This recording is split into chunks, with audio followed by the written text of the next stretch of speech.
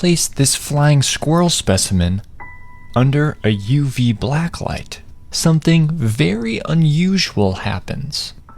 Ultraviolet light hits the squirrel's fur, is absorbed, and then released back into the world at a different wavelength that we can see.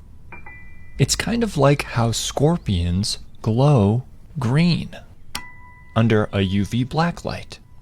But there's one big difference. The special compounds that absorb and re-emit light that make animals glow can be found all over a scorpion's exoskeleton.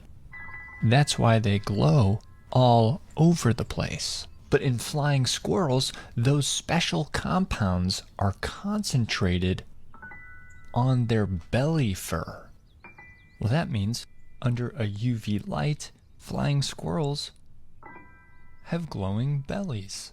For reference, here's what a normal animal looks like. And here's what a flying squirrel looks like. It's pink.